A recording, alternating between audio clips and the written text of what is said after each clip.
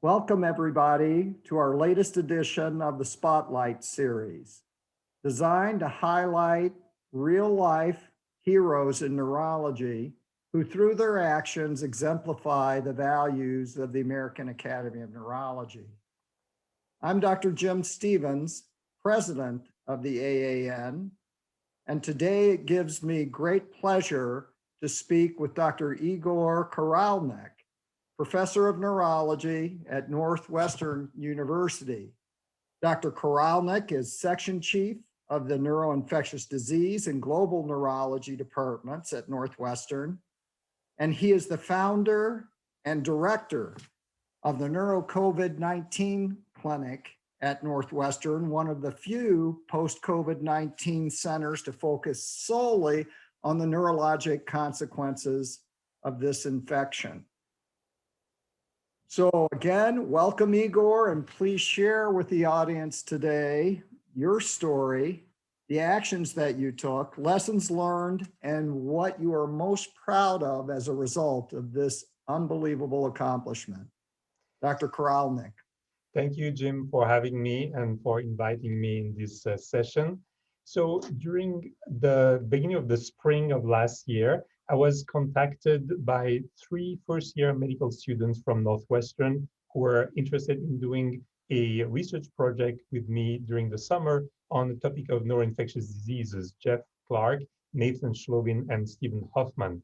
And since we were at the beginning of the pandemic in Chicago, we decided together with 2 neurocritical care attending, Dr. Leora and Dr. Batra, who were taking care of those patients in the hospital, to review the first 500 patients with COVID-19 hospitalized in our hospital system. And we found out that up to 82% of them developed some neurological manifestations during their disease course. The encephalopathy was the most severe, occurring in 30% of those, and that was associated with a poor clinical outcome as well as a higher mortality.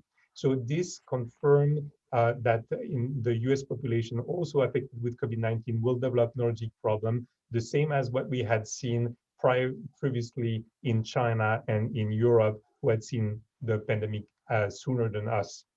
In addition, in May 2020, during the lockdown in Chicago, we opened the first Neuro COVID Clinic that was open first in televisit only, available for patients all over the United States without need for physician referral. And since July, we have seen also patients in person as well as in televisit. And we see mainly the so-called long haulers who have not needed to be hospitalized, never developed pneumonia or hypoxemia, yet they develop lingering, persistent, and debilitating neurologic manifestation, including brain fog, dizziness, headache, anosmia, dysgeusia, and myalgia, for example. And first, the clinic was started by myself and our neuroimmunology fellow, Dr. Vitar and Dr. Graham.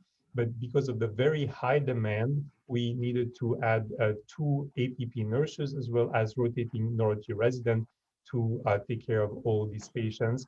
And that also allows us to enroll those patients in our clinical studies together with all my lab members. Obviously, this is something that's not even a year old. What type of experience has it been? What have you learned? How have you adjusted the clinic along the way as this disease has perhaps changed a bit? We're learning so much more as we go along. And now with the vaccines being available, how have you seen that affect how you run your clinic? This is a very good question, and there are so many unknowns, obviously.